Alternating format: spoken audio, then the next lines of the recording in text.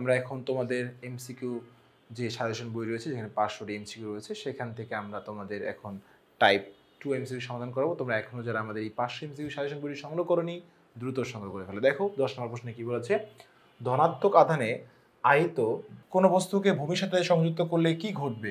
নিঃসৃত হয়ে যাবে। কেন নিঃসৃত হয়ে যাবে? কারণ ধনাত্মক আধান যদি তুমি ভূমির সঙ্গে আহিত করো, পজিটিভ চার্জে আছে, আহিত করো, নেগেটিভ চার্জগুলা ও সংগ্রহ করে কিন্তু নিঃসৃত হয়ে যাবে। ওকে, তড়িৎ চুম্বক আবেশ প্রক্রিয়ায় শক্তি রূপান্তর হয় কি হবে?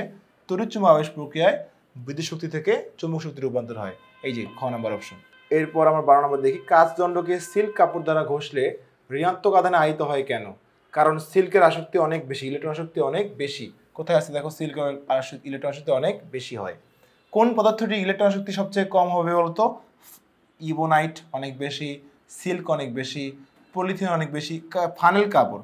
কারণ ফানেল কাপড় দিয়ে যখন তুমি কাচ ঘষবা, ফানেল কাপড় ইলেকট্রন কি বলতো প্লাস্টিক ঘষবা, তখন ফানেল কাপড় প্লাস্টিক থেকে ইলেকট্রন গ্রহণ করে নেয়। ওকে, দেখো পরের প্রশ্নটাই না, প্লাস্টিক ইলেকট্রন গ্রহণ করে নেয় ফানেল কাপড় থেকে আর কি, তাই জন্য প্লাস্টিকের আসক্তি বেশি, ফানেল কাপড়ের কম। আচ্ছা 14 নম্বর প্রশ্ন দেখো, 14 নম্বর প্রশ্ন সেম প্রশ্নই বলে 14 নম্বরে বলেছে, এইটা বলতেছিলাম ওইটাই 14 নম্বরে দিয়েছে। দেখো কি বলেছে, ফানেল কাপড়ের সাথে এক টুকরা প্লাস্টিক ঘষলে কি হবে? দেখো ফানেল কাপড়ের সাথে একটা প্লাস্টিক ঘষলে কি হবে? তাহলে ফানেল কাপড় ধনাত্মক আধানে আহিত হবে। হ্যাঁ, কেন বলো দেখি? কারণ ফানেল কাপড় কিন্তু থেকে ইলেকট্রন চলে যাবে, ইলেকট্রন চলে গেলে প্লাস্টিক ইলেকট্রনগুলো নিয়ে নিয়ে প্লাস্টিক কি ঋণাত্মক আধানে আহিত হবে এবং ফানেল কাপড় ধনাত্মক আধানে আহিত হবে। ওকে, এরপরটায় আসি আমরা, কি বলেছে, জ্বালানি ট্রাকের পেছনে ট্যাঙ্ক থেকে শিকল ঝোলানো হয় কেন? কারণ দেখবো আমরা বিভিন্ন সময় জ্বালানি ট্রাকে খেয়াল করবো যে জ্বালানি ট্রাকের নিচে একটা সুতার মতো যেটা লোহার রিং শিকল ফেলে দেওয়া হয়। কেন বলতো? কারণ ঘর্ষণের কারণে যে ওখানে স্থিতিবিদ্যুৎ উৎপন্ন হয় সেটা যেন মাটিতে চলে যেতে পারে সহজেই, নাহলে সেখানে কিন্তু স্ফুলিঙ্গ বের করে আগুন জ্বলতে পারে। তাহলে কি বলতো, এটা কোথায় আছে বলতো? এই যে ঘর্ষণের কারণে মাটিতে চলে যাওয়ার কারণে যেন চলে যায়। আচ্ছা 16 নম্বর বলছে, দেখো ঝড় বৃষ্টির সময় কোনটি অপেক্ষিত ভালো? দেখো ঝড় বৃষ্টির সময় ছাতা নিচে থাকা আসলে যাবে না, কারণ ওই যে বিদ্যুৎ যখন চমকায় তখন কিন্তু কোনো একটা সুচালো বস্তু আকৃষ্ট করে বা যে কোনো বস্তু আকৃষ্ট করে সে পড়ে। গাছের নিচে থাকা কি রিস্ক? তাহলে বৈদ্যুতিক খুঁটির নিচে থাকাও কিন্তু রিস্ক। বৃষ্টিতে ভেজা আসলে রিস্ক একটু কম, বৃষ্টি ভেজা যাবে না বাট এগুলোর থেকে রিস্ক কম। ওকে, রিস্ক কম, তাহলে হচ্ছে বৃষ্টি ভেজা যাবে, ওগুলোর থেকে ভালো অ্যাটলিস্ট। দেখো এবার পরেরটায় আসি আমরা, কি বলেছে, বজ্রপাতের কারণ কি? দেখো বজ্রপাতের কারণটা হচ্ছে, দেখো কি বলেছে বজ্রপাতের কারণ,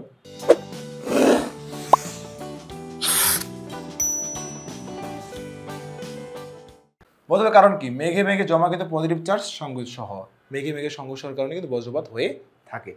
ভ্যান্ডিগ্রাফ মেশিন দিয়ে কি কাজ করা হয়? উচ্চ বিভব তৈরি করা হয়, ভ্যান্ডিগ্রাফ দিয়ে উচ্চ বিভব তৈরি করা হয়ে থাকে। 19 নম্বরে আসো, কি বলেছে, উক্ত কোন বাক্যটি সঠিক? 19 নম্বরে কোন বাক্যটি সঠিক বলেছে আমরা দেখো, তাকাও কি বলেছে, দুইটা প্রান্ত বলেছে, এ বি তো এখানে দেওয়া নেই, আছে উপরে, ও দেওয়া আছে এ বি প্রান্ত দেওয়া আছে। এখন এখানে বলেছে হচ্ছে যে এ বি পি কিউ, তো এ প্রান্ত ঋণাত্মক আধানে আহিত, এ প্রান্ত ঋণাত্মক আধানে আহিত কি হবে? এখানে তো কোনো উপাদান দেওয়া নাই। হ্যাঁ, এ প্রান্ত ভূসংযোগ করলে, যদি এ প্রান্ত ভূসংযোগ করো, এ প্রান্তে নিট আধান শূন্য হয়ে যাবে। যদি ভূসংযোগ করো, খেয়াল করো এটা প্লাস, সো প্লাস এখানে দেখো খেয়াল করো, সো প্লাস প্লাস যদি হয়ে যায়, তাহলে যদি আমরা এখন এ প্রান্ত ভূসংযোগ করি, এখানে একটা চার্জ হচ্ছে ধরে নাও, এগুলো প্লাস পজিটিভ চার্জ আহিত হয়েছে বস্তুটা, তাহলে অবশ্যই তোমাকে মনে রাখতে হবে এটা হচ্ছে নেগেটিভ চার্জ রয়েছিল এখানে, হ্যাঁ নেগেটিভ চার্জ রয়েছে এখানে, আর এটা কি বলতো পজিটিভ চার্জ রয়েছে, কারণ এটা আকর্ষণ করছে, এটা প্লাস বা বিকর্ষণ করছে। এখন যখন তুমি এ প্রান্ত ভূসংযোগ করবা, এই প্রান্তের নিট আধান কি শূন্য হয়ে যাবে? কারণ কি বলতো, কারণ মাইনাসগুলো সব এখানে এসে যাবে, এই প্রান্তে আধানটা কি বলতো শূন্য হয়ে যাবে, আর চার্জ থাকবে না, সেখানে ব্যালেন্সে চলে আসবে। তাহলে আনসার কিন্তু হচ্ছে কি বলতো আমাদের খ কিন্তু সঠিক আনসার। ওকে, আচ্ছা 19-এর খ বলতে পারি আমরা। এরপর আসবো হচ্ছে 20-এ বলছে, দেখো 20-এ কি বলছে, 20 বলছে হচ্ছে যে কোনো তড়িৎ বস্তুকে স্পর্শ করলে ইলেকট্রন হারাতে পারে, শুধু ঋণাত্মক আধান লাভ করতে পারে। এটা তড়িৎ বস্তুকে স্পর্শ করলে সেখানে কি কি হতে পারে দেখো খেয়াল করো, তো এখানে হতে পারে ইলেকট্রন হারাতে পারে, অবশ্যই হারাতে পারে ইলেকট্রন, কারণ আমি স্পর্শ করার পর আমার কাছে ইলেকট্রন চলে আসতে পারে। শুধু ঋণাত্মক আধান লাভ করতে পারে না, ধনাত্মক ঋণাত্মক যে কোনো আধানই লাভ করতে পারে, সেখানে তো কনস্ট্যান্ট না। তড়িতাহত না হতে পারে, মানে তড়িতাহিত আর কি, আহিত বস্তু হতে পারে, ঠিক আছে। 1 ও 3 আমাদের হতে পারে। 21 নম্বর কি বলেছে দেখো, কার্পেটের উপর শিশুর হামাগুড়ি দেওয়ার জন্য সময় কি হয়? হামাগুড়ি দেওয়ার সময় কার্পেটে ঘষে ঘষে যাওয়ার সময় তার শরীরে একই জাতীয় চার্জ জমা হয়। যখন কার্পেটে সে ঘষে, যখন ঘষে ঘষে যায় একই চার্জ জমা হয়ে যায়। দেখবো যে মাঝে মাঝে শিশুর লোমগুলো দাঁড়া হয়ে থাকে শরীরে।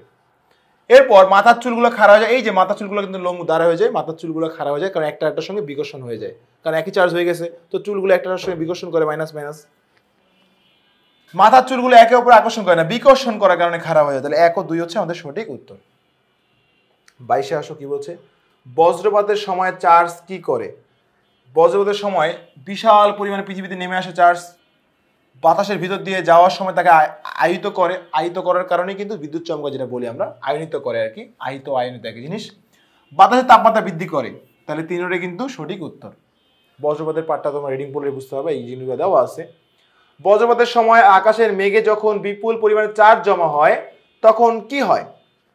তখন দেখো নিচে মাটিতে বিপুল চার্জের আবেশ তৈরি করে, মাঝে মাঝে এতে বেশি হয় যে বাতাস ভেদ করে মাটির সাথে যুক্ত হয়ে যায়, ওকে, এবং মাঝে মাঝে জলবিদ্যুৎ সৃষ্টি করে, যেটা বিদ্যুৎ চমকায়। 1, 2, 3টাই কিন্তু হতে পারে। চমকানোর পর যেটা তৈরি হয় সেটা জলবিদ্যুৎ সৃষ্টি হয়, চমকানোর পরে যেটা হয়। তাহলে 23 আমরা বলতে পারি, ঘ বলতে পারি। পরেরটায় আসি আমরা, দেখি না, আর এতটুকু এই পার্টে ছিল এই পর্বে। তোমরা আসলে বুঝতে পারছো, তোমরা এখনো যারা আমাদের এই পার্সেন্টেজ সেশন বইটি সংগ্রহ করোনি, দ্রুত সংগ্রহ করে ফেলো।